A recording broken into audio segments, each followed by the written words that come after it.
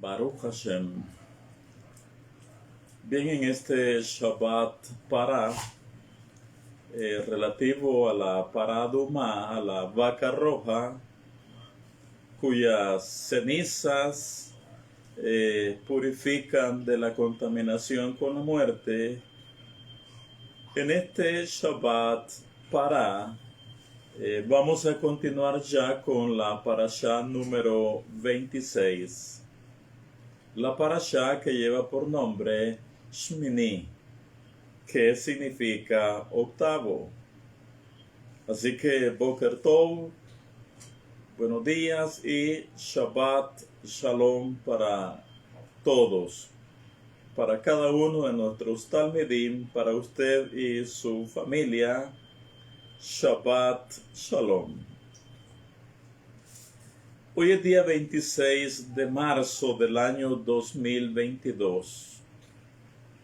En el Luach Shana Ivri, en el calendario hebreo, hoy es día 23 de Adar Sheni, el segundo mes de Adar, que es el número 13, en este año en Bolismal, o año bisiesto 5782 de la creación del mundo. Bueno, en la sesión anterior de esta parashá cubrimos ya el capítulo 9 del Sefer Vayikra, o libro del Levítico. Hoy entonces vamos a continuar con el Perek Yud, con el capítulo 10, donde tenemos que en el día primero de Nisan del año 2449 de la creación del mundo, en el día de la inauguración del Mishkan, que es el mismo día de la iniciación de Aarón como Cohen Gadol y de sus 4 hijos como los Kohanim del Eterno, en este Rosh Chodesh Nisan, cuando la Shehinah bajó del cielo, que consumió los holocaustos, las ofrendas y todas aquellas ceremonias que había hecho Aarón en el Mizbeach, el fuego de la presencia divina consumió los holocaustos. La Shehinah también vino y se estableció dentro del Mishkan, en medio de los hijos de Israel. En este día de gran júbilo, de gran alegría, de la inauguración del Mishkan, del día de la iniciación de los Kohanim, el día que la Shehinah bajó del cielo, este día también ocurrió una gran desgracia, una gran tragedia en el Mishkan, y por ende enlutó a todos los hijos de Israel.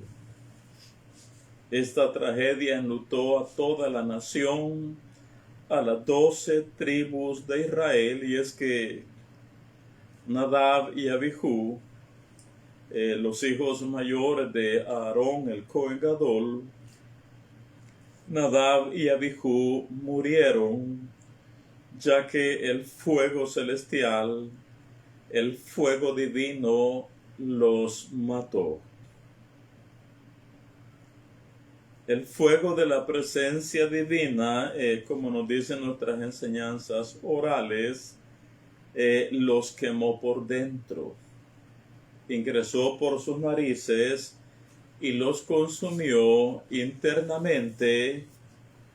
El milagro fue que su cuerpo y sus ropas quedaron intactas. Ni siquiera olor a quemado. porque el fuego divino entró por su nariz y los consumió por dentro. Así que externamente cuerpos, túnicas o vestimentas quedaron completamente intactas y reitero, sin siquiera olor a quemado. Sobre esta base quiero que abramos el capítulo 10. Sefer Vaikra, libro de Levítico, capítulo 10, Parashat Shemini. Leemos en hebreo un poquito y después leemos en español para comentar después. Dice el 10.1: Vaikehu bnei Aaron Nadav va Abihu ish machtato vainu bahen esh vayasimu alea ketoret vayakribu lifnei Hashem esh zara asher lo tziba otam. Dice: Nadav y Abihu, hijos de Aarón, tomaron cada uno su incensario y pusieron en ellos fuego, sobre el cual pusieron incienso y ofrecieron delante del Eterno fuego extraño que él nunca les mandó. Versículo 2 dice: Vatetze esh milifnei Hashem, vatohal otam, vayamutu lifnei Hashem. Y salió fuego de delante del Eterno, y los quemó, y murieron delante de Hashem. Versículo 3: Vayomer Moshe el Aarón, hu asher diber Adonai lemor, bikrovai ekaresh ve'al pene chol ha'am kaved vaidom Aarón. Entonces dijo Moshe a Aarón: esto es lo que habló el Eterno diciendo: en los que a mí se acercan me santificaré, y en presencia de todo el pueblo seré glorificado. Y Aarón cayó. Versículo 4: Vaikra Moshe el Mishael Bel el Tzafán bene Uziel dod Aarón, Vayomer alehem, kirvu u et ahehem et pene hakodesh, el mihutz la mahane. Entonces llamó Moshe a Mishael y el Tzafán, hijo de Uziel, tío de Aarón, y les dijo: acérquense y levanten a vuestros hermanos de delante del santa o del lugar sagrado hacia fuera del campamento. Y dice el 5: Vaikrevu Vaisaum be Tanotam el mihutz la mahaneka asher diber Moshe. Y ellos se acercaron y los levantaron con las túnicas de ellos. Lo que decimos, no habían sido quemadas por el fuego. Y ellos se acercaron y los levantaron con las túnicas de ellos hacia fuera del campamento, tal como había hablado Moshe. Bien. Estudiar la muerte de estos dos grandes tzadikim debe hacerse con mucho respeto hacia ellos. Nunca se debe de estudiar la muerte de Nadab y Abihu para denigrarlos, para despreciarlos o difamarlos. Eso no debe ser así. estudiar la muerte de Nadab y Abijú nunca debe de ser para desacreditarlos o para tratarlos con menosprecio o minimizar su grandeza espiritual.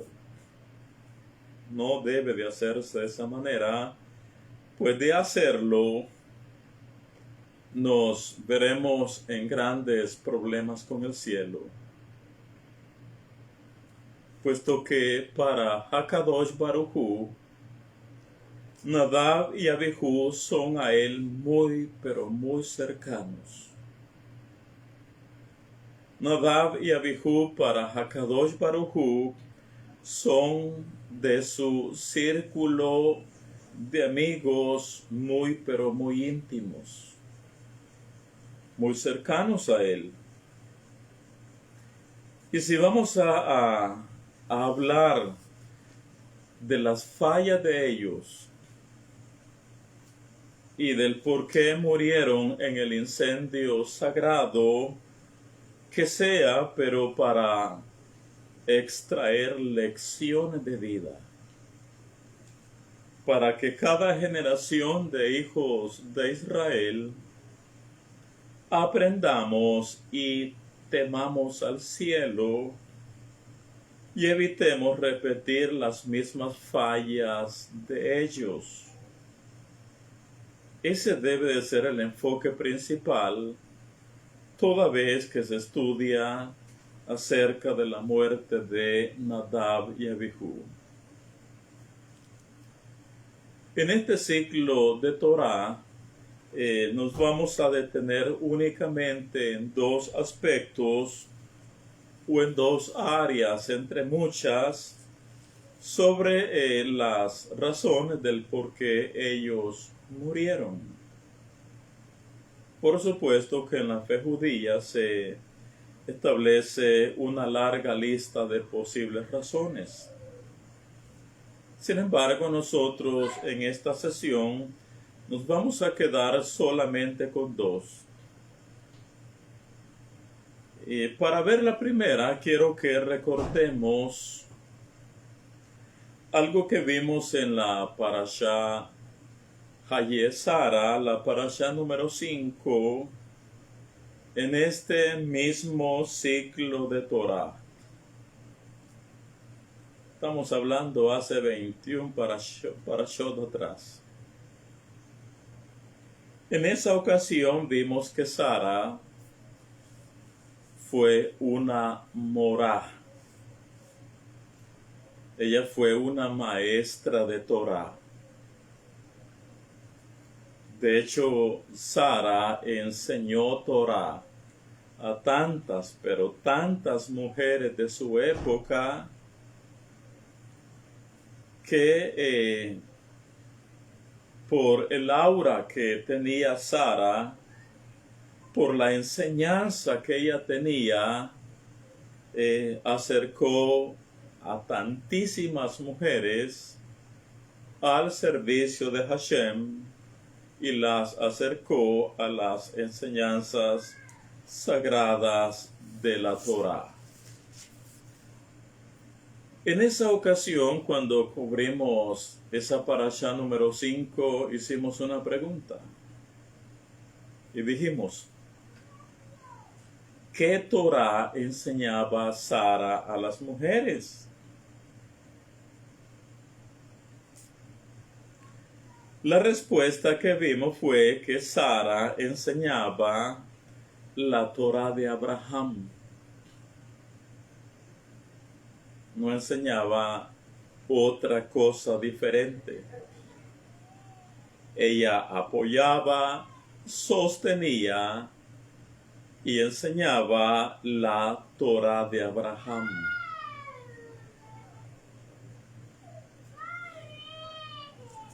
La misma enseñanza de Abraham. Y de acá el principio que una mujer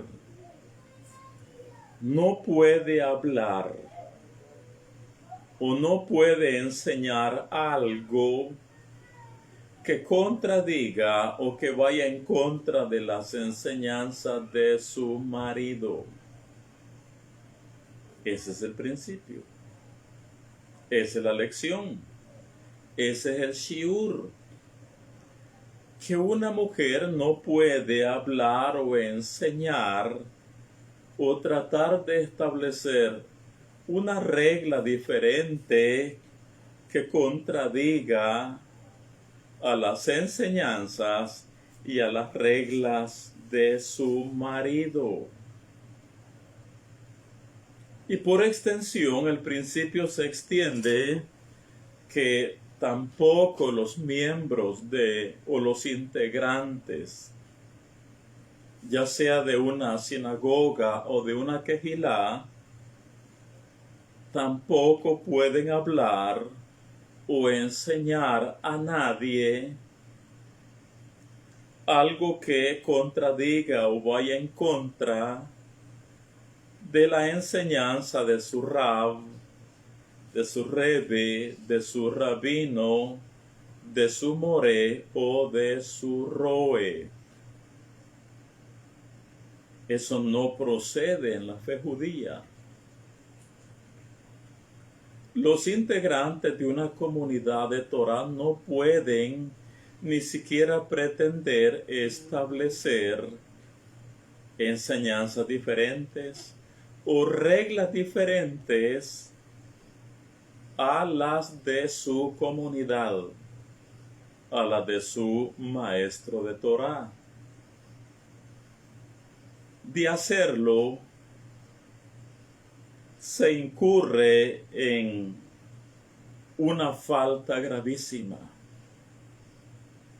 delante del cielo. De hecho, el pretender enseñar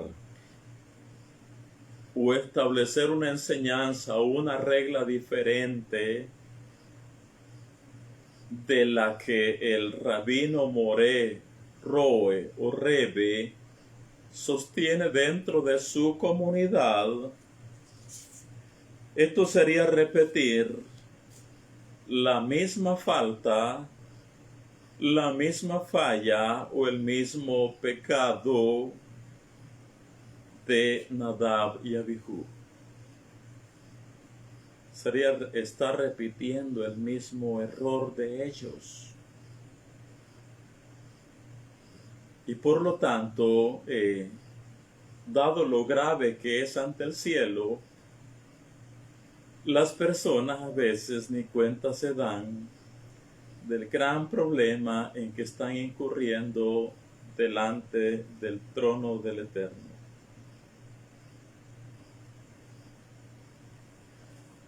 Así que si vamos a hablar de la primera razón del por qué Nadab y Abihu murieron, oiga lo que nos dicen nuestros escritos. En el 8º día de la inauguración, que ya sabemos que fue un día primero en Nisan, el fuego celestial, o sea, la Shehinah, descendió y consumió a los sacrificios.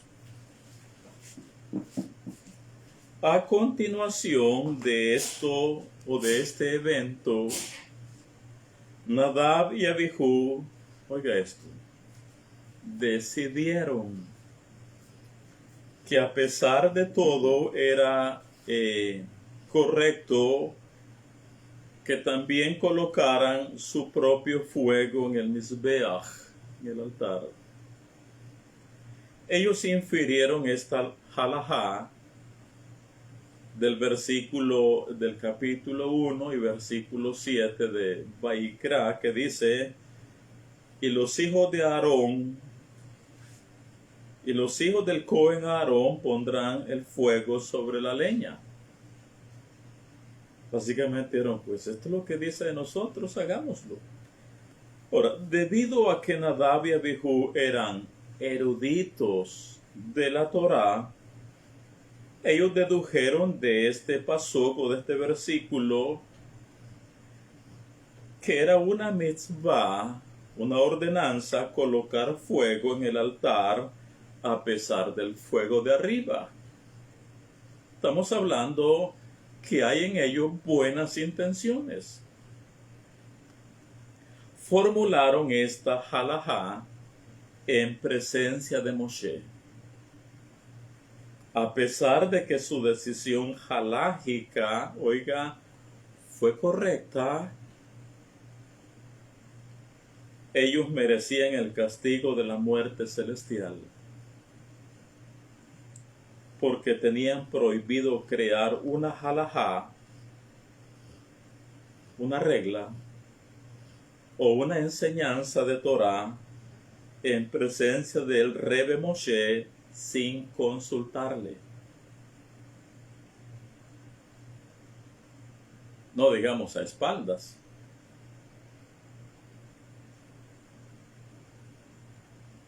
A pesar de que su decisión, su interpretación halájica fue correcta, ellos merecían el castigo de la muerte celestial, porque tenían prohibido crear una halajá, una enseñanza o una regla en presencia del Rebbe Moshe sin consultarle. Sigue diciendo, Rabí Eliezer, gran rabino de antaño, enseñó. Oiga lo que enseñó sobre la base de lo que acabamos de leer.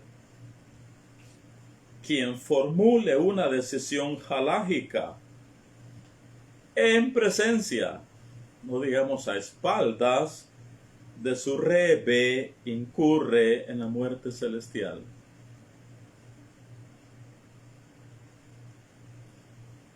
Quien formule una decisión halájica en presencia de su Rebbe, no digamos a espaldas, incurre en la muerte celestial. Y después sigue diciéndonos, uno de los estudiantes de Rabí Eliezer una vez declaró una decisión de la Torá en presencia de su maestro. Y Rabí Eliezer le comentó a su esposa, oiga lo que le dijo, dudo que este hombre viva hasta el fin de año.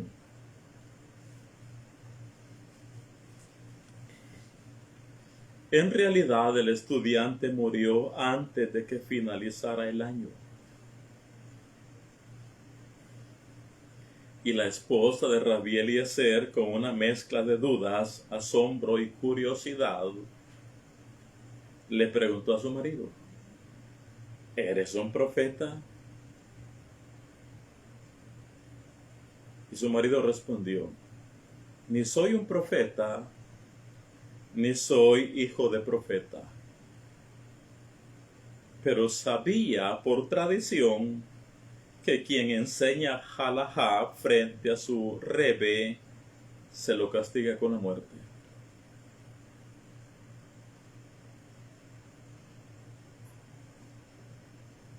Y después va un ejemplo bien interesante. Nuestros sabios relatan con respecto a la infancia del profeta Shemuel.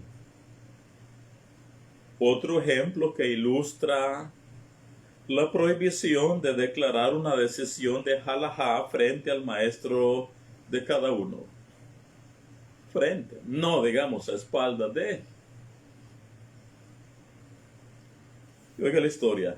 Shemuel nació como resultado de la súplica de su madre Hannah al Todopoderoso para que la bendijera con un hijo.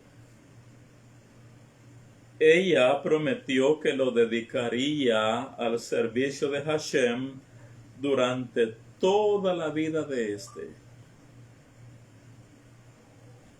Cuando él tenía 2 años, Shemuel 2 años, Hannah cumplió con su promesa y lo trajo al Mishkan en Shiloh, en donde oficiaba el gran Cohen Elí.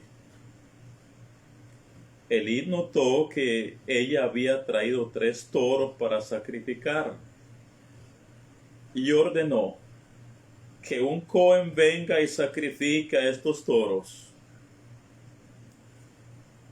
Y lo escuchó Shemuel, que apenas tenía 2 años. Shemuel, quien en ese momento tenía 2 años, pero cuya mente funcionaba como la de un adulto,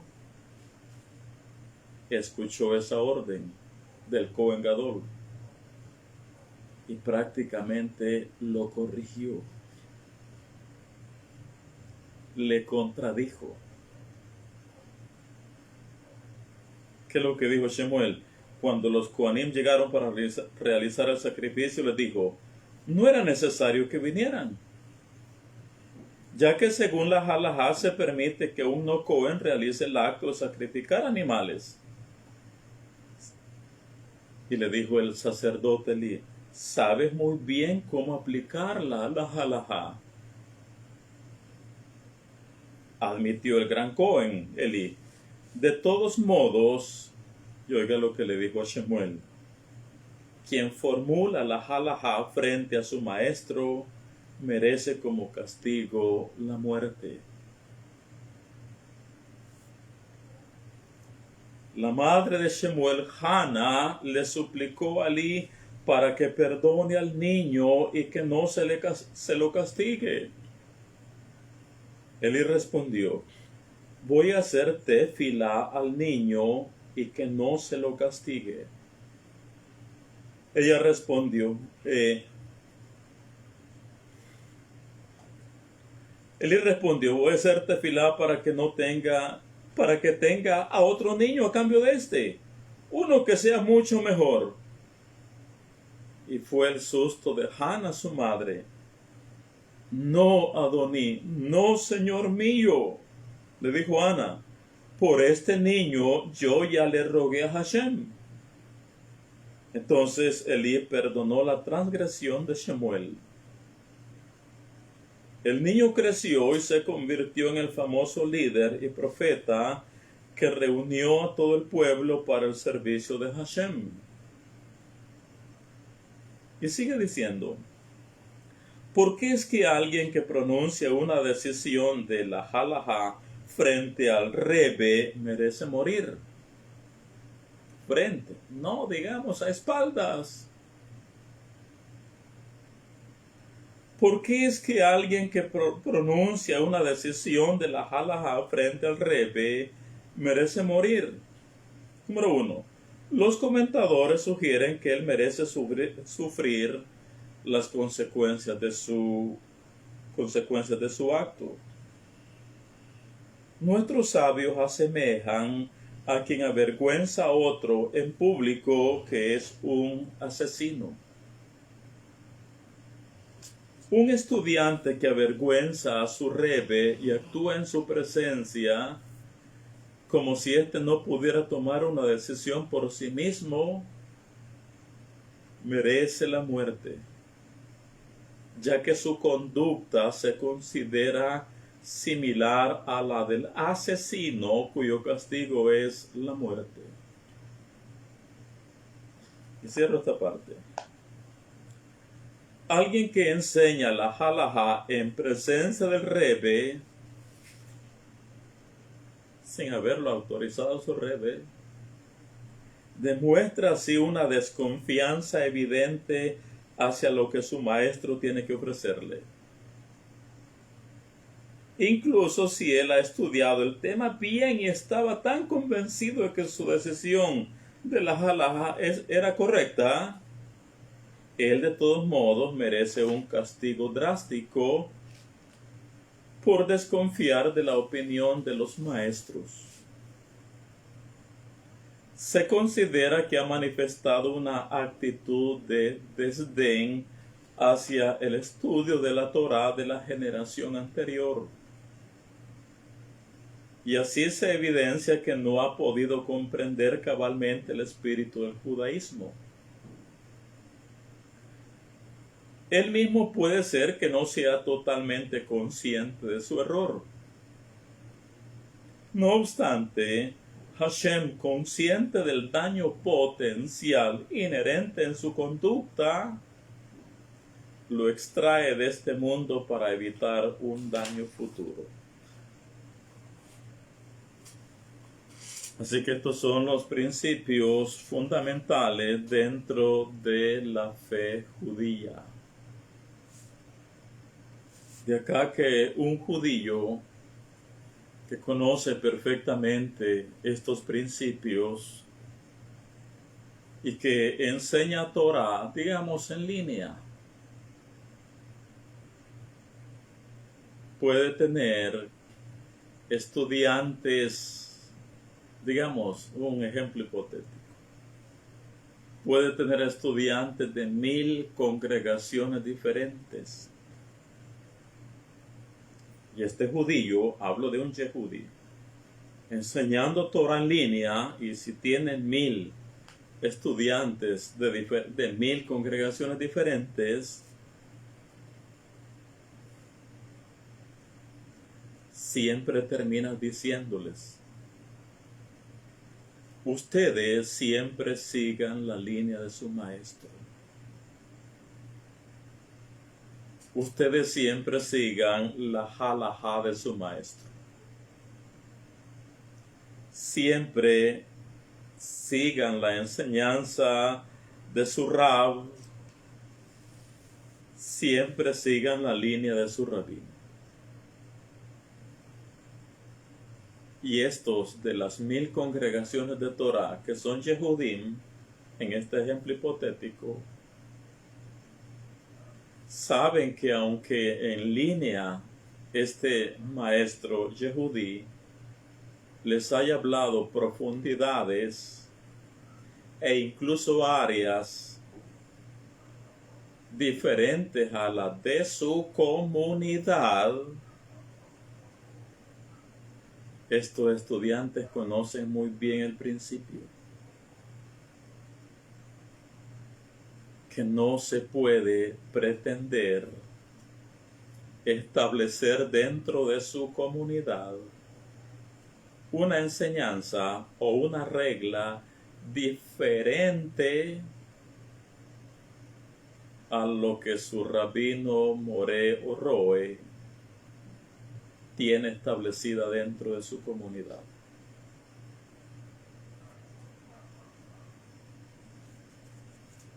Porque ellos conocen este principio fundamental del que estamos hablando. Lamentablemente, en la casa de Israel, la que va saliendo de las naciones, que busca más emoción antes que formación, busca más emoción antes que formación de Torah. En la casa de Israel, el pecado de Nadab y Abijú es el pan de todos los días.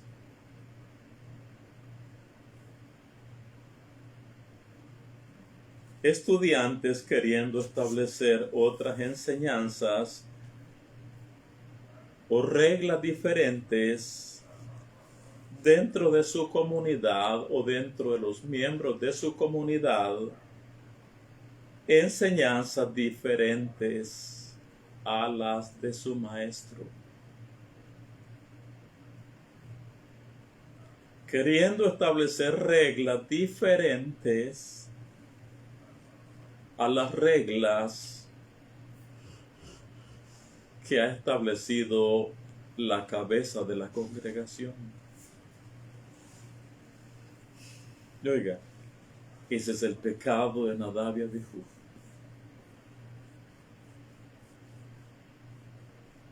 Que más que venirnos a enseñar historia, la parashá, es para enseñarnos y advertirnos a todos los hijos de Israel, de todas las generaciones,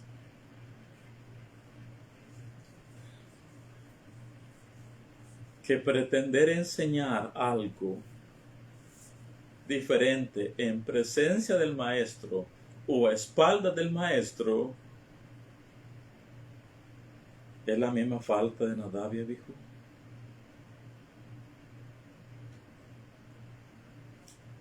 Bueno, en la casa de Israel, por falta de formación, a veces suelen haber estudiantes que soberbia y rebeldemente dicen a otros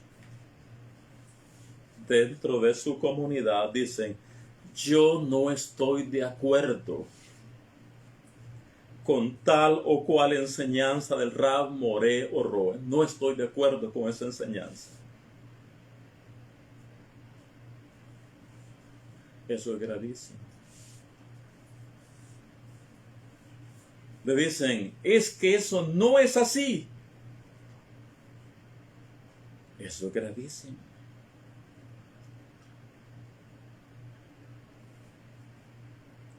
Porque de esta manera dañan el alma de los demás.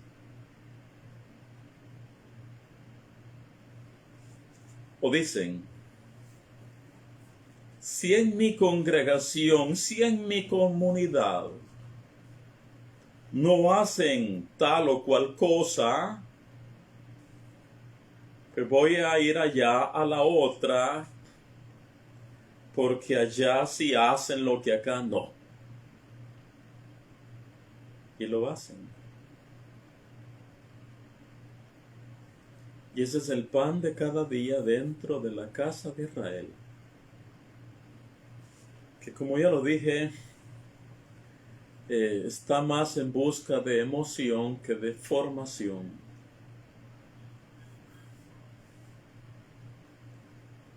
Ahora, aquellos que ya tenemos unas varias horas de vuelo con una Biblia o con una Torah, sabemos y estamos muy claros que este tipo de personas, o en este tipo de personas, sí hay un celo, por supuesto. Sí hay un celo y un deseo de querer hacer bien las cosas para el Eterno. Claro que sí. Pero si este celo quebranta, daña o deja mal parado al rabino, al moré, al roe, al rab, entonces se convierte en un celo equivocado.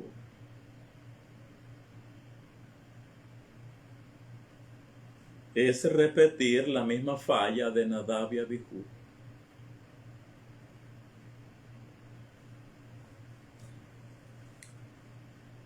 Alguna vez, ya hace mucho tiempo atrás, le hice una pregunta a un maestro de Torah. Le digo, ¿y qué si a todas luces un maestro está equivocado? ¿Qué si a todas luces un maestro está equivocado? Ya le daré la respuesta que me dio. Antes, aclaro. Si el maestro a todas luces está equivocado, primero, no se debe exponer ante nadie su falla.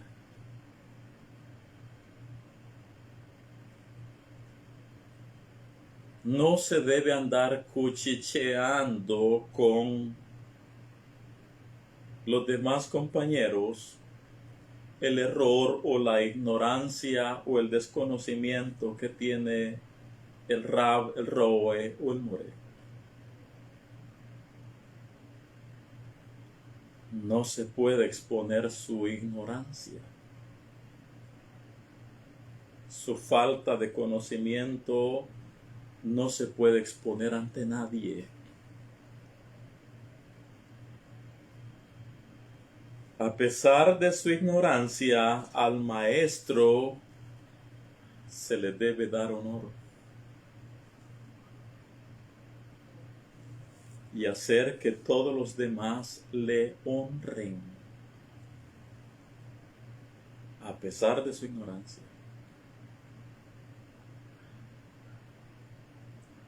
Pues es una mitzvah que está prohibido descubrir o publicar la desnudez de los demás. Desnudez física, claro, pero desnudez espiritual también. Y lo segundo, y esta fue la respuesta a mi pregunta. La pregunta, ¿qué cuando el maestro a todas luces está equivocado? La respuesta fue, se debe pedir una audiencia con el maestro en privado. Eso es lo que se debe de hacer. Pedir una audiencia con su maestro en privado y con temor y temblor, con todo el respeto del mundo, la persona debe exponerle sus puntos de vista.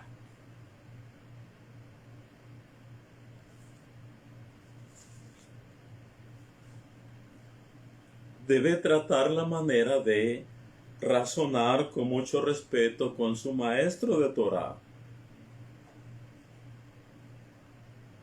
El maestro, por supuesto, que está en la obligación de escucharle, de oírle. Después que la persona ha expuesto todos sus argumentos, su razonamiento del por qué siente que difiere de la enseñanza de su maestro, el maestro, por supuesto, evaluará todos esos argumentos.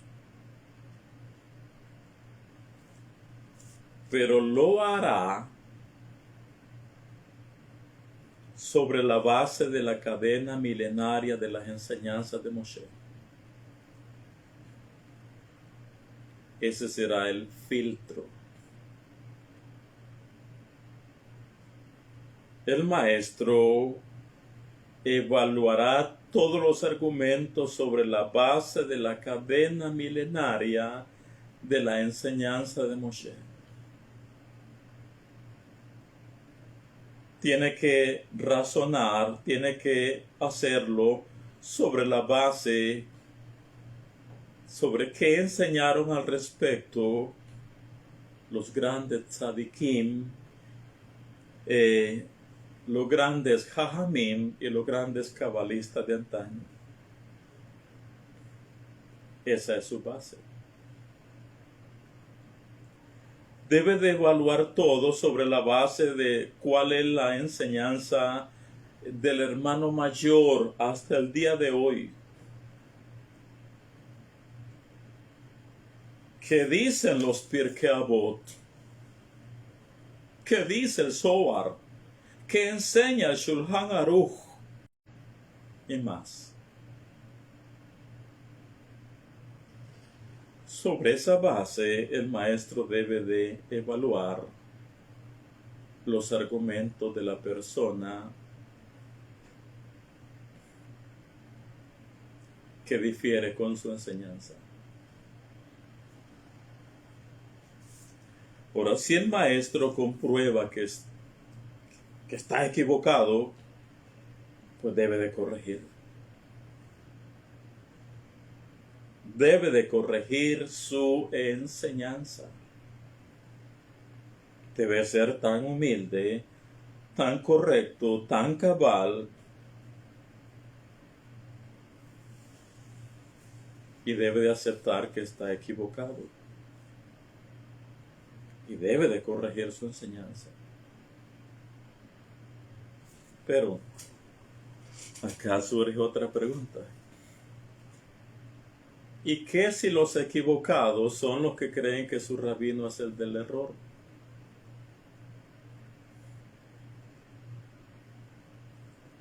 ¿Qué de las personas que creen que el del error es su roe?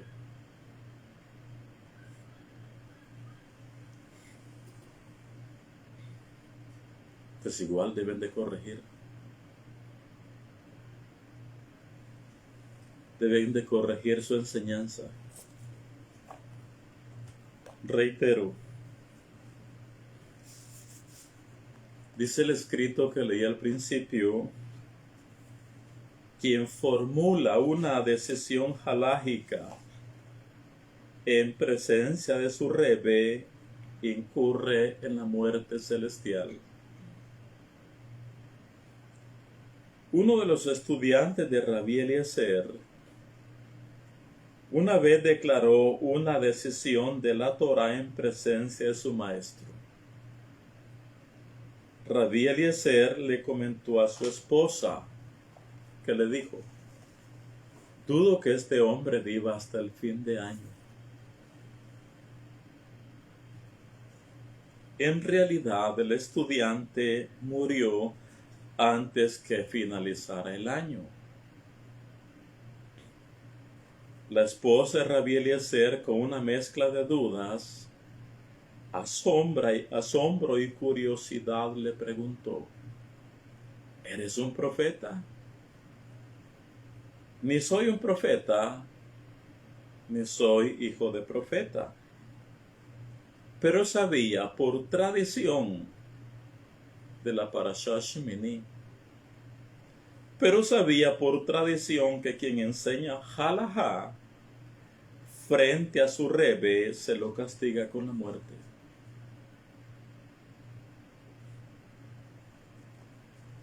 Y de nuevo, ¿por qué es que alguien que pronuncia una decisión de la halajá frente al Rebbe merece morir?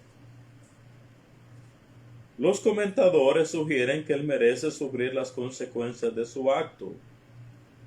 Nuestros sabios asemejan a quien avergüenza a otro en público que es un asesino. Un estudiante que avergüenza a su Rebbe, ya sea en público o a espaldas de él, y actúa en su presencia como si éste no pudiera tomar una decisión por sí mismo, merece la muerte, ya que su conducta se considera similar a la del asesino cuyo castigo es la muerte. Alguien que enseña la halajá en presencia del Rebbe sin autorización demuestra así una desconfianza evidente hacia lo que su maestro tiene para ofrecerle. Incluso si él ha estudiado el tema bien y estaba convencido de que su decisión de la halajá era correcta, él de todos modos merece un castigo drástico por desconfiar de la opinión de los maestros. Se considera que ha manifestado una actitud de desdén hacia el estudio de la Torá de la generación anterior, y así evidencia que no ha podido comprender cabalmente el espíritu del judaísmo. Él mismo puede ser que no sea totalmente consciente de su error. No obstante, Hashem, consciente del daño potencial inherente a su conducta, lo extrae de este mundo para evitar un daño futuro. Tremendo. Así que una de las muchas fallas del por qué Nadab y Abihu murieron en el incendio celestial fue esta.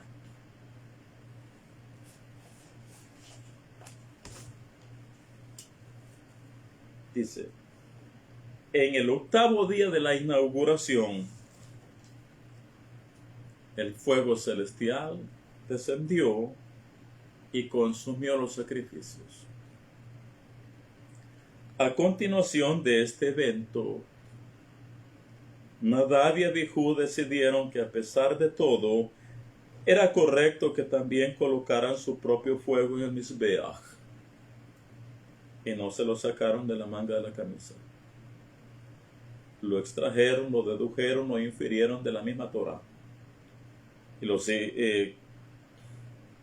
Ellos infirieron esta halajá del versículo 7 del capítulo 1 de Vaikra, que dice: y los hijos del Cohen Aarón pondrán fuego sobre el altar. Debido a que Nadab y Abijú eran eruditos de la Torá, ellos dedujeron que este versículo, que era una mitzvah, colocar fuego sobre el altar a pesar del fuego de arriba. No lo hicieron con ninguna mala intención. Formularon esta halajá en presencia de Moshe. A pesar de que su decisión halájica fue correcta, ellos merecían el castigo de la muerte celestial, porque tenían prohibido crear una halajá en presencia del Rebbe Moshe sin consultarle.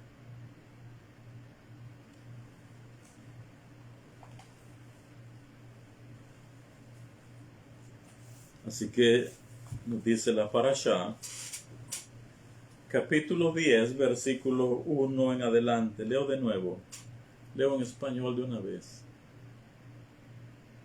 Nadab y Abijú hijos de Aarón tomaron cada uno su incensario y pusieron en ellos fuego sobre el cual pusieron incienso y ofrecieron delante del Eterno fuego extraño que él nunca les mandó. Y salió fuego de delante del Eterno y los quemó y murieron delante del Eterno.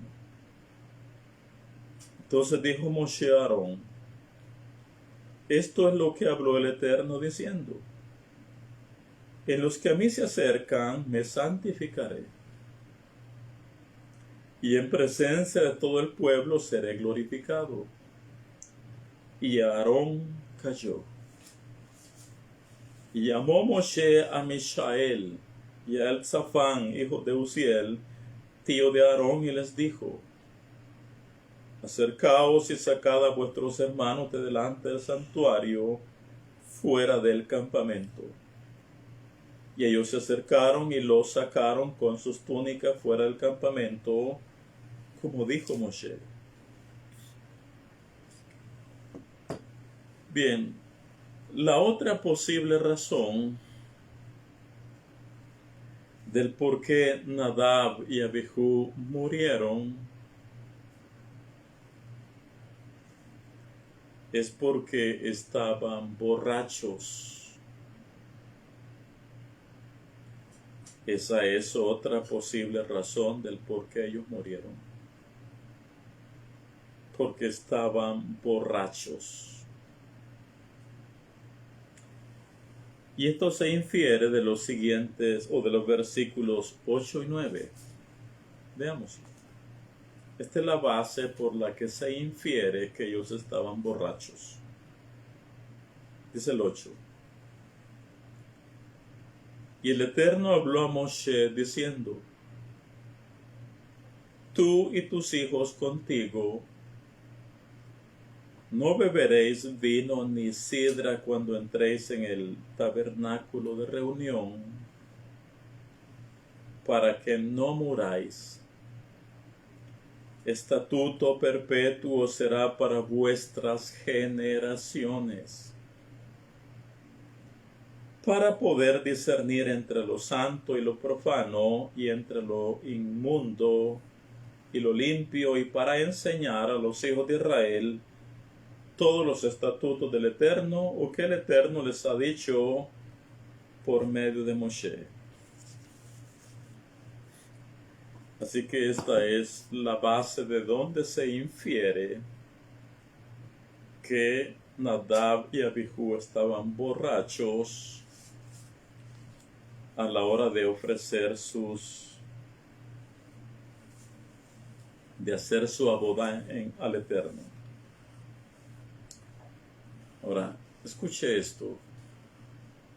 Un estudiante de Torah debe aprender a ver todo un abanico de posibilidades.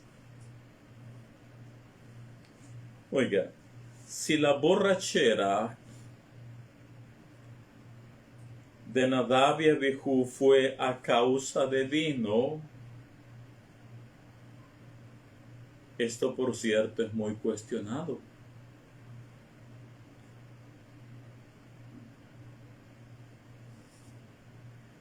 Es muy cuestionado de que ellos hayan estado borrachos de vino. Pero puede ser una posibilidad. No se descarta.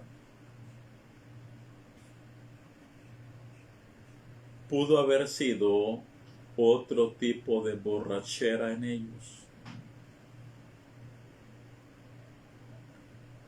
Pudo haber sido otra embriaguez en ellos por otras causas diferentes y no de vino.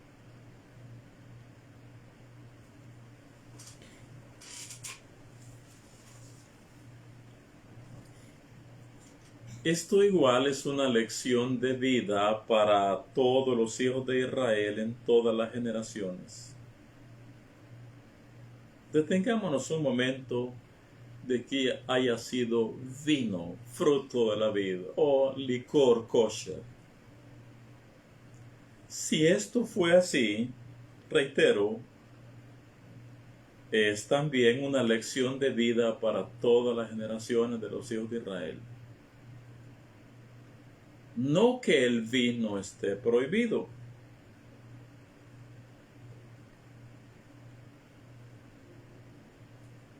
Que nadie vaya a creer que en la fe judía el vino está prohibido.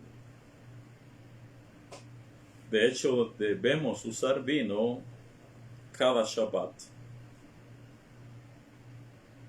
Debemos usar vino toda vez que hacemos Kiddush en la festividad del Eterno, etc. No es que el vino esté prohibido. El caso es que en nuestro mundo occidental, una copa de vino para la festividad del Eterno que un hijo de Israel se bebe, en la opinión del mundo occidental es un borracho. Pero eso no es cierto. Eso no es cierto. En la fe judía, el vino es parte de nuestras ceremonias al Eterno. No está prohibido. De hecho, es una mitzvah utilizar en nuestras ceremonias.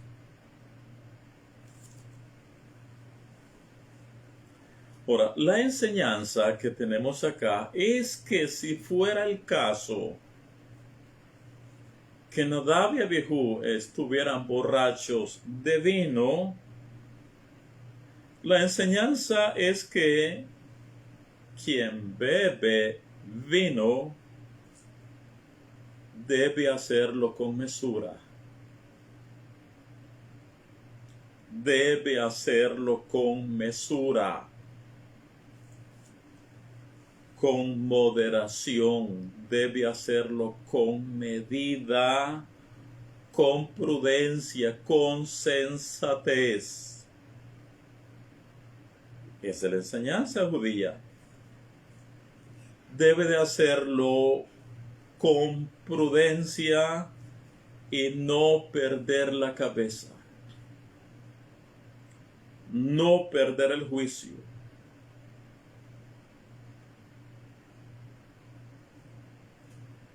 No hacerlo con estos parámetros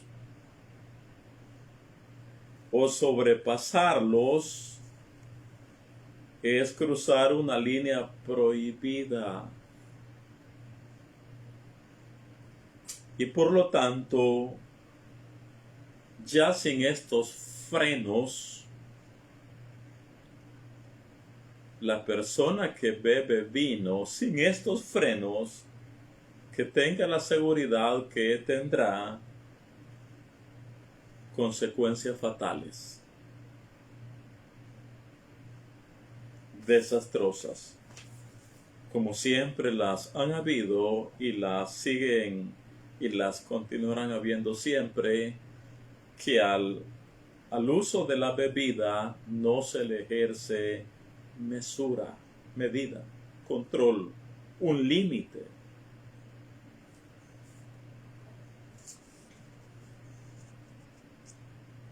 Hay un midrash que es conocido de todos los estudiantes de Torah. Dudo que haya algún estudiante de Torah que nunca lo haya leído u oído. Es un midrash muy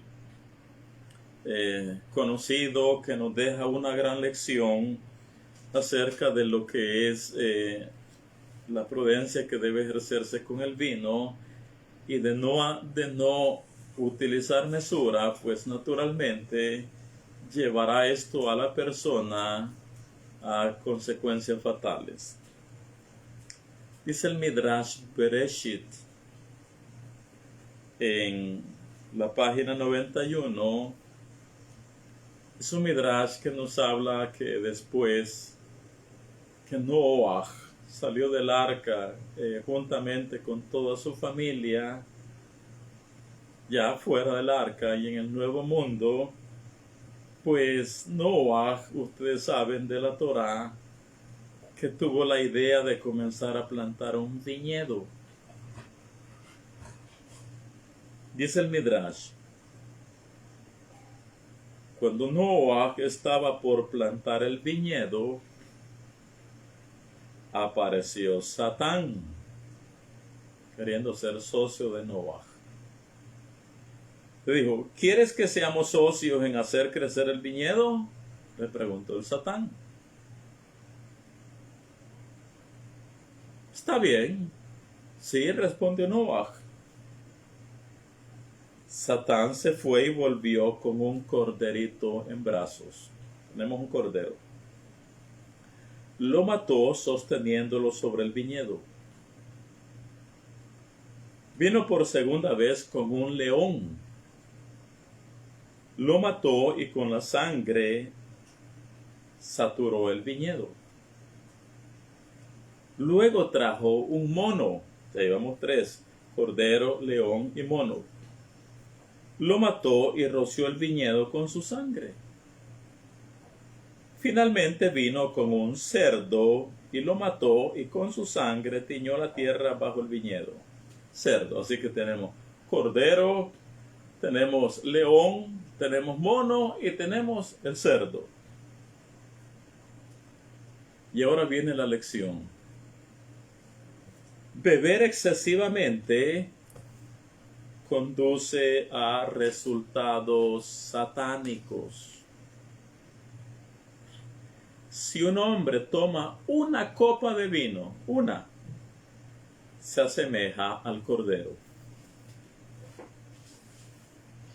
Tranquilo, calmado, apacible, dócil y pacífico. Si toma 2 copas, se asemeja al león. Jactancioso los grandes proyectos que llevará a cabo. Se vuelve un león arrogante, soberbio, hablando grandezas. Luego de 3 copas, baila como un mono. Ya sobrepasó los límites. Después de 4 copas, vomita y se revuelca en el fango como el cerdo.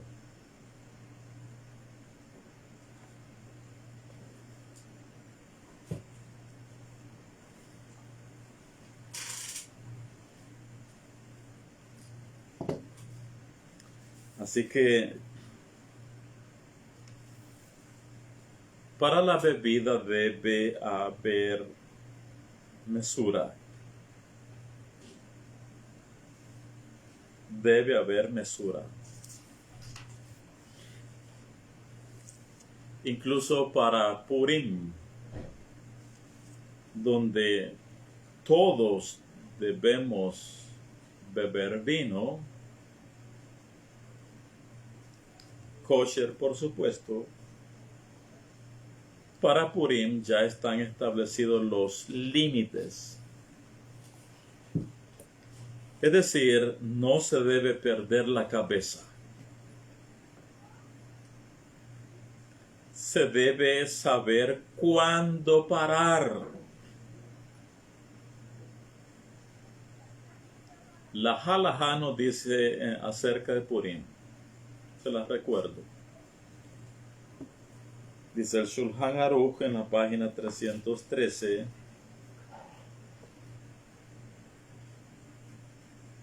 Aún el que no suele beber vino,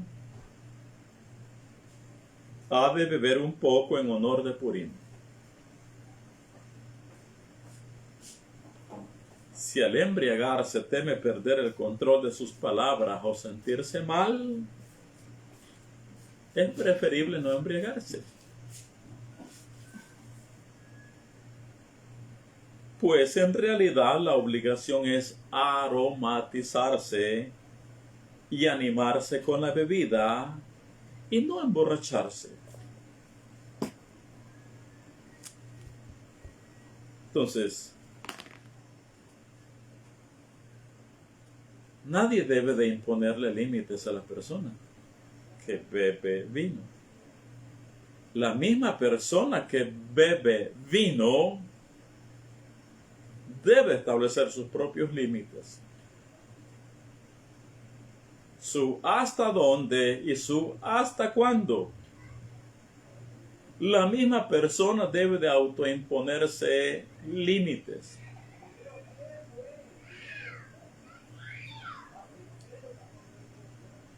Así que sí entendemos que una de las diferentes enseñanzas del por qué Nadab y Abihu murieron, se nos dice que fue porque estaban borrachos, porque estaban ebrios, a causa de vino. Podría ser.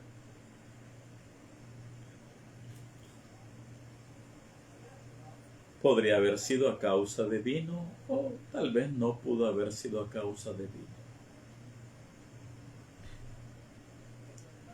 Oiga esto. Hay otras áreas que producen también embriaguez.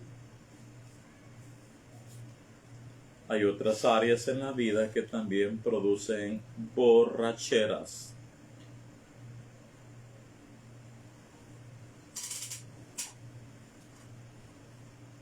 Donde también se debe ejercer autocontrol. De no hacerlo y de perder la cabeza, las consecuencias serán fatales. ¿Y cuáles son esas otras áreas que también producen embriaguez? Que traen borrachera.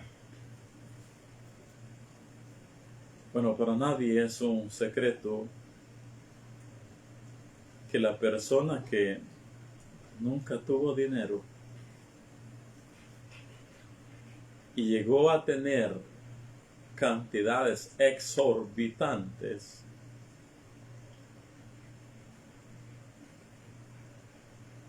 se embriaga del dinero. El dinero le emborracha, le atonta, le ciega, le nubla.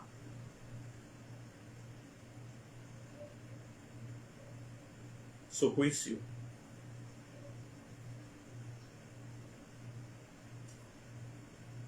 Y nosotros lo vemos en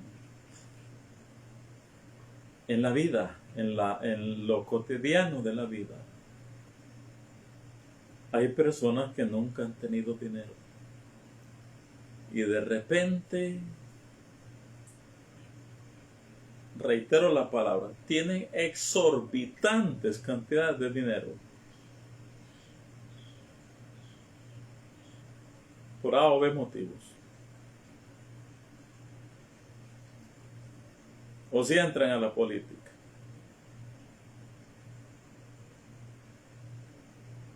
y el dinero los emborrachó o los embriaga y pierden el juicio.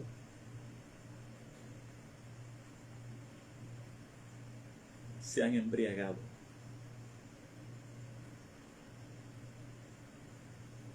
Hay un proverbio donde un tzadik le dice al Eterno: Hashem, no me des riqueza ni me des pobreza, manténme del pan necesario.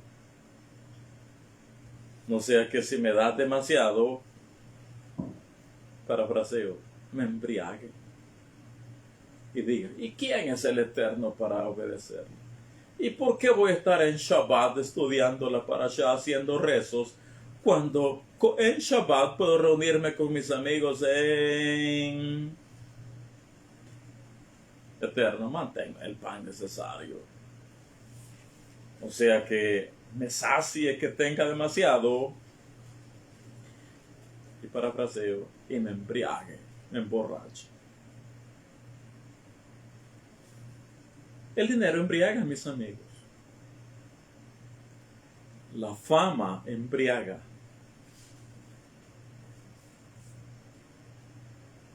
Medio el cielo levanta a una persona, y dice el dicho, y se le van los humos a la cabeza. ¿Qué ocurre ahí? Es una embriaguez, una borrachera por la fama, por los honores. La prosperidad embriaga, emborracha. Tenemos en la escritura que dice: pero engordó Yeshurun. ¿Qué ocurrió con Yeshurun? Se embriagó de la prosperidad que el Creador trajo. Se emborrachó con tanta prosperidad que el Creador le dio. Pero engordó Yeshurun. Sí, la prosperidad le embriagó.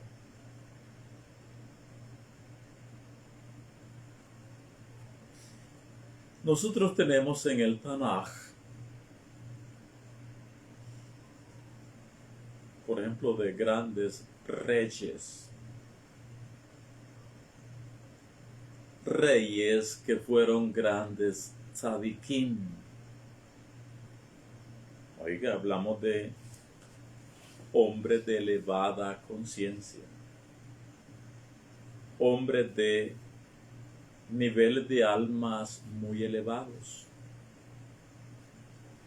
Grandes tzadikim, reyes. Pero tanto éxito, tanta riqueza, tanta prosperidad,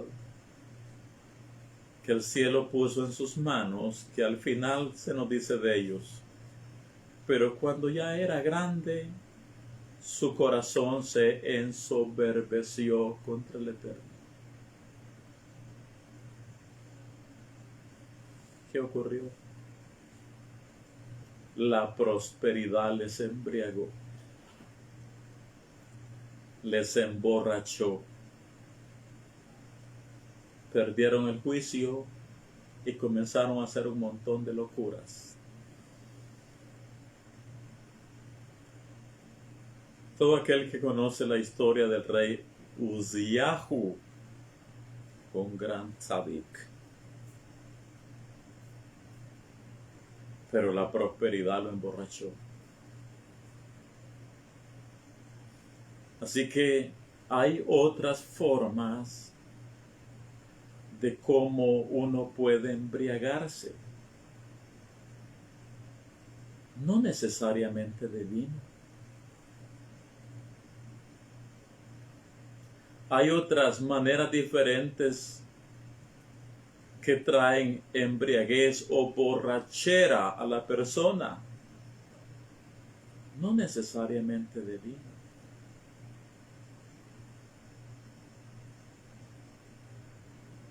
Pero este tipo de áreas que también embriagan La enseñanza es la misma, mis amigos. Si un día el Creador del mundo a ustedes le da exorbitantes cantidades de dinero, si un día el Eterno lo pone en un pedestal muy elevado, si un día el Creador del mundo le trae una prosperidad material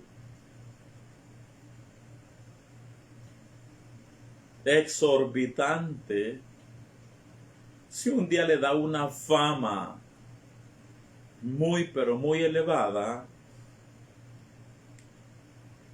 ejerza control, ejerza autocontrol, aplique la mesura, aplique medida, impóngase sus propios límites, porque si no lo hace, todo eso puede embriagarle y finalmente le puede llevar a cometer muchas locuras.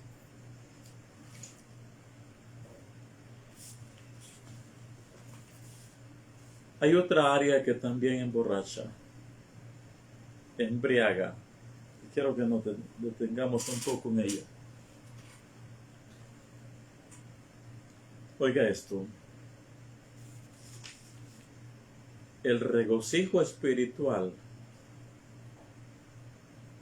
el regocijo puro, sagrado del cielo, también embriaga.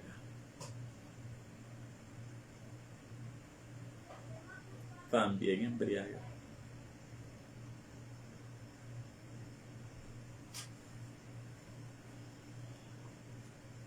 Una persona que en un momento dado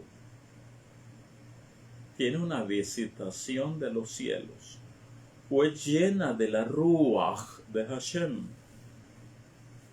de la presencia divina, esa persona puede reír, cantar, danzar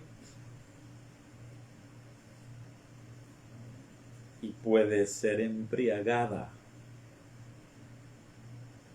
pero debe de ejercer autocontrol. Porque el regocijo espiritual del cielo también embriaga.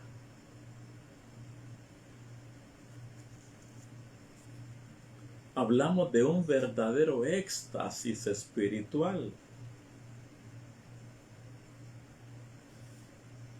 Hablamos de una alegría o de un júbilo o regocijo espiritual producido por los mundos superiores en la persona. También embriaga.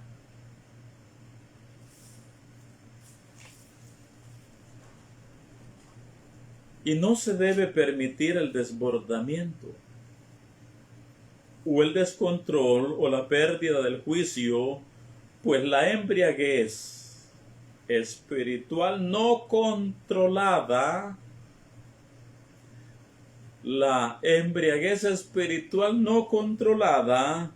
hace que nos brinquemos los límites prohibidos en la Torá.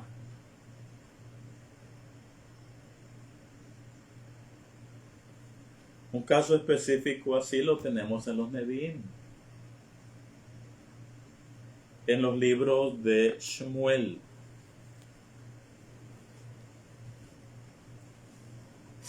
En un momento dado, sabemos que los Pelishtim tomaron el arca sagrada, tomaron el Aarón Kodesh, que tiene los querubines, y los Pelishtim se la llevaron para el territorio de Filistea, donde el arca estuvo durante 7 meses. Durante ese tiempo, los 7 meses, claro, fue un gran duelo en la nación de Israel, pues el arca del pacto había sido tomada y llevada a territorio incircunciso. Era un duelo para la nación. La nación toda estaba de luto. El arca del pacto, el Aarón HaKodesh, estaba en territorio de los filisteos. Claro que mientras el arca estuvo dentro del territorio de los Pelistim, Hashem trajo muerte, trajo plagas en los 5 distritos de los filisteos. Estos finalmente entendieron que la plaga nacional o las diferentes plagas dentro del territorio de ellos era a causa del arca del pacto, que Hashem, el Elohei Israel, los estaba golpeando. Así que tomaron la decisión de devolverla al territorio, a los hijos de Israel. Nos dice Shemuel Aleph, primer libro de Samuel, capítulo 6, versículo 11. Vean lo que hicieron los Pelistim. Ya no aguantaban la mortandad que había en ellos a causa de las plagas que el Eterno estaba trayendo. Así que decidieron devolverla. Luego pusieron el arca del Eterno sobre el carro y la caja con los ratones de oro y las figuras de sus tumores. Y las vacas se encaminaron por el camino de Bet-Shemesh y seguían camino recto, andando y bramando sin apartarse ni a derecha ni a izquierda. Y los príncipes de los filisteos fueron tras ellas hasta el límite de Bet-Shemesh. Y los de Bet-Shemesh segaban el trigo en el valle. Estos eran hijos de Israel. Y alzando los ojos vieron el arca. ¿Qué creen que ocurrió en ellos? En estos hijos de Israel. Y los de Bet-Shemesh, que eran hijos de Israel, segaban el trigo en el valle, y alzando los ojos vieron el arca y se regocijaron cuando la vieron. Eso suena muy pobre. Nosotros solo leemos y se regocijaron cuando la vieron. Después de 7 meses que el arca había sido tomada por los Pelistim, Israel sin el arca del pacto, esta gente cayó en un regocijo indescriptible, en un éxtasis espiritual. ¡Wow! El arca de regreso con nosotros, Hashem de nuevo con nosotros. Este fue un éxtasis espiritual. Vean lo que ocurrió. Esta gente, hijos de Israel, se embriagaron del regocijo y del éxtasis espiritual.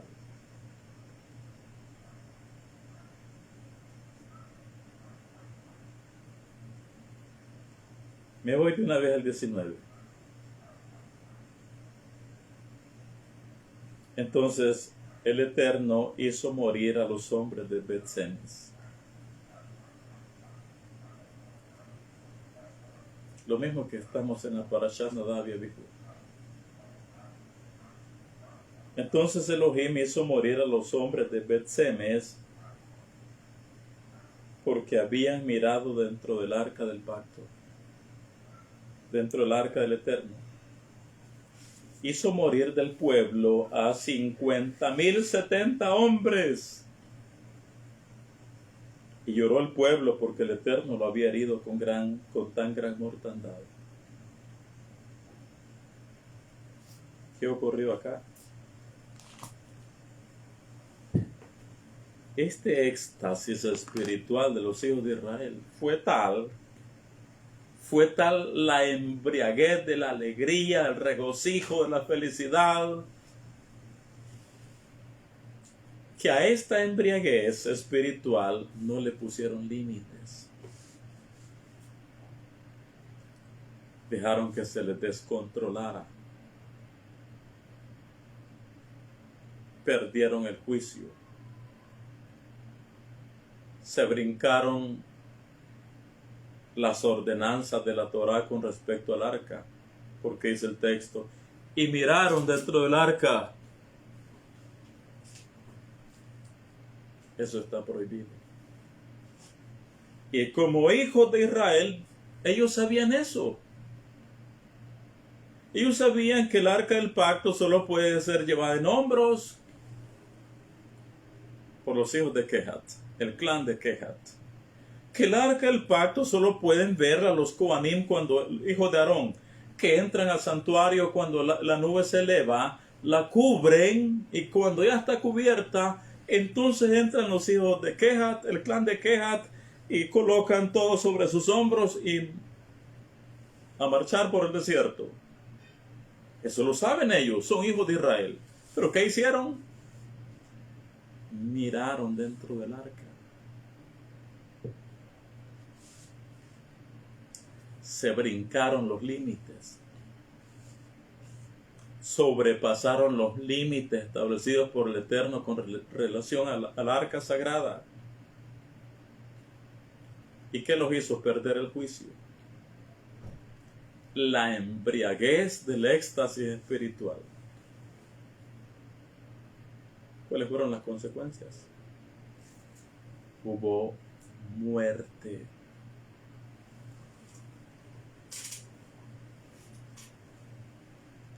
Entonces vemos acá que hay otras áreas que producen borrachera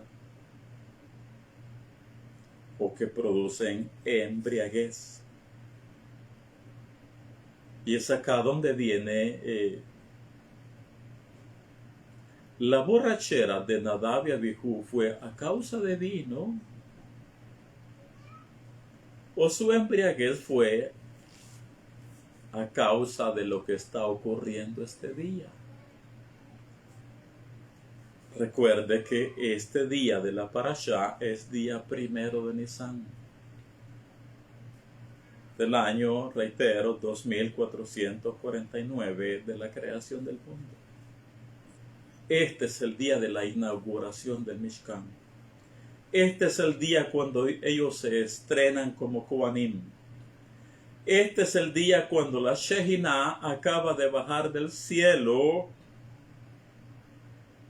y se ha establecido dentro del santuario. Hay regocijo en todo el campamento. Hay regocijo, hay júbilo, hay éxtasis espiritual en toda la nación de Israel. Es la inauguración del Mishkan. Día de júbilo al límite, celebración a lo grande, alegría extrema. Por tanto, de nuevo, la borrachera de Nadab y Abijú, ¿o fue a causa de vino? ¿O fue a causa de la embriaguez debido a la experiencia espiritual del momento?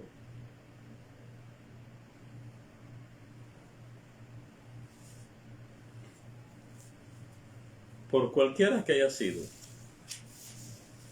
la enseñanza o la lección para todas las generaciones de hijos de Israel es la misma. Ya sea una embriaguez o que, ya sea que se beba vino o que seamos embriagados de dinero, de fama, de honores, de prosperidad. La enseñanza es la misma. Establezcamos límites. Como se dice, pongamos bien los pies sobre la tierra. No dejemos que el vino o la embriaguez de A, B, C, D, S nos suba a la cabeza. No perdamos el juicio, porque los resultados siempre serán los mismos. Serán resultados fatales. Ahora, Nadab y Abijú no deben ser vistos ni se debe de hablar de ellos irrespetuosamente. A Nadab y Abijú se les debe de dar el honor debido. Ellos eran dos de los más grandes tzadikim que ha habido en nuestra historia.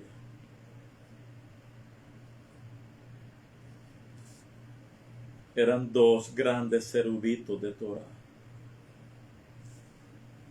Eran de una elevación espiritual que no conocemos hoy en día. Ellos llegarían a ser los sucesores, como Cohen Gadol, sucesores de Aarón su padre. Hablamos de dos grandes tzadikim de antaño, que cualquiera que haya sido la falla de ellos, el Eterno trató con ellos y nosotros no podemos faltarles el respeto. De hecho, sabemos bien que ellos tuvieron que hacer tikkun en su momento, pues sus almas bajaron en Pinjas para hacer reparación a las fallas que hicieron en su momento. No podemos hablar de ellos irrespetuosamente.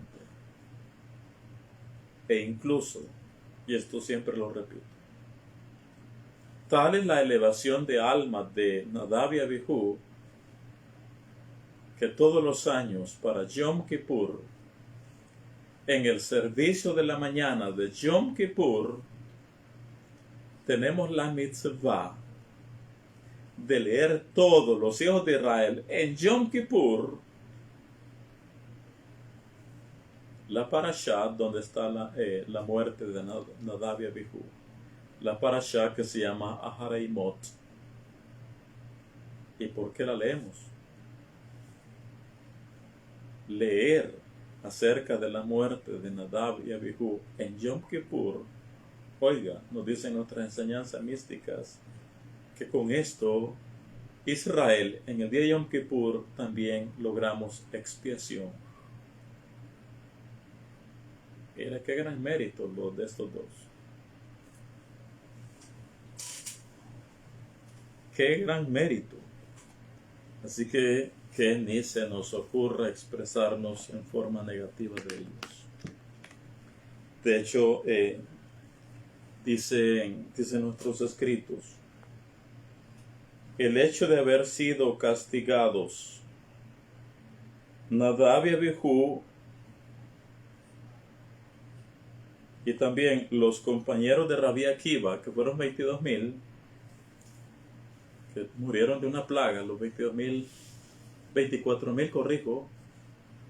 Rabbi Akiva tenía 24,000 talmidim y todos murieron de una plaga enviada por los cielos. El hecho de haber sido castigados Nadab y Abijú y los compañeros de Rabbi Akiva no disminuye el valor de estas personas, que están muy por encima de cualquier otro individuo, estando claro que como tienen su lugar de privilegio en el Olam Haba, corresponde guardar respeto al referirnos a ellos. Por eso les dije que al principio que hablar mal de Nadab y Abijú es meternos en problemas con el cielo, puesto que ellos son muy cercanos al Eterno.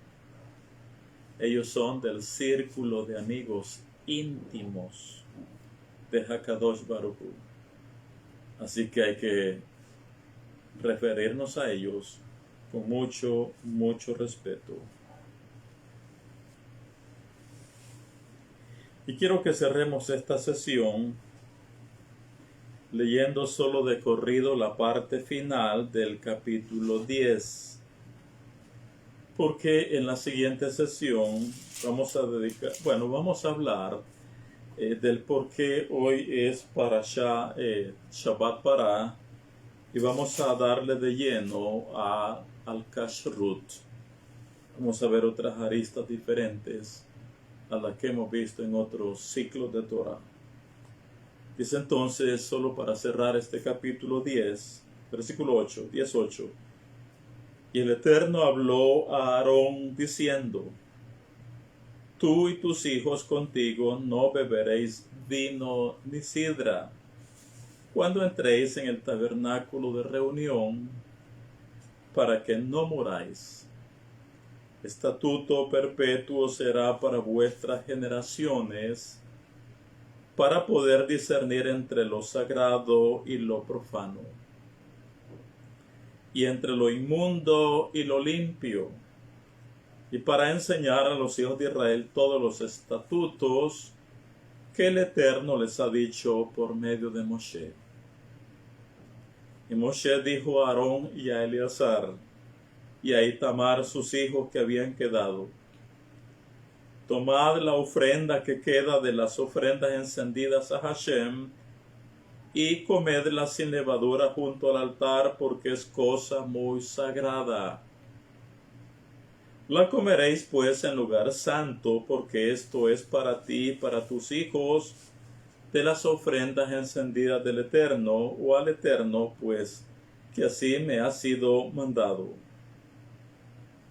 Comeréis asimismo en lugar limpio tú y tus hijos y tus hijas contigo, el pecho mecido y la espaldilla elevada, porque por derecho son tuyos y de tus hijos, dado de los sacrificios de Shelamim de los hijos de Israel. Con las ofrendas de las grosuras que se han de quemar, traerán la espaldilla que se ha de elevar y el pecho que será mecido como ofrenda mecida delante del Eterno. Y será por derecho perpetuo tuyo y de tus hijos, como el Eterno lo ha mandado. Y Moshe preguntó por el macho cabrío de la expiación, y se halló que había sido quemado. Y se enojó contra Eleazar e Itamar, los hijos que habían quedado de Aarón, diciendo: ¿Por qué no comisteis la expiación en lugar sagrado? Pues es muy sagrada, y la dio él a vosotros para llevar la iniquidad de la congregación, para que sean reconciliados delante del Eterno. Ved que la sangre no fue llevada dentro del santuario, y vosotros debíais comer la ofrenda en el lugar sagrado como yo mandé. Y respondió Aarón a Moshe: He aquí hoy han ofrecido su expiación y su holocausto delante del Eterno, pero a mí me han sucedido estas cosas. Y si hubiera yo comido hoy del sacrificio de expiación, ¿sería esto grato a Hashem? Y cuando Moshe oyó esto, se dio por satisfecho.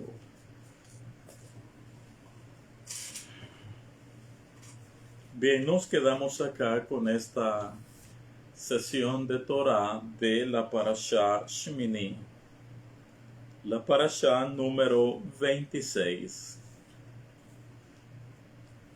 Continuaremos a las 17 horas con 25 minutos. A las 5 de la tarde con 25 minutos, hora de El Salvador, donde, y tal como ya lo dije, hablaremos un poco del por qué hoy es Shabbat Pará, y le vamos a dedicar de lleno al capítulo 11, al Kashrut.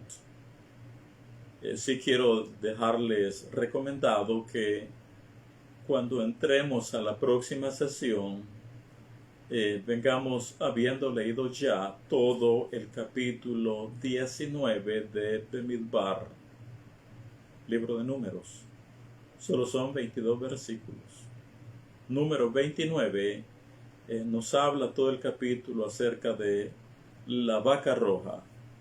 Y hoy es Shabbat Pará relativo a la vaca roja. En la siguiente sesión hablaremos al respecto. Así que hay que leer este día Bemidbar o Números, todo el capítulo 19. Bien, de aquí en adelante, pues en su momento usted participe de la Seudah Shilishit, de la tercera comida en honor del Shabbat. Seguimos entonces más tarde, Bezrat Hashem.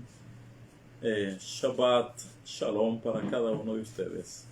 Shabbat Shalom.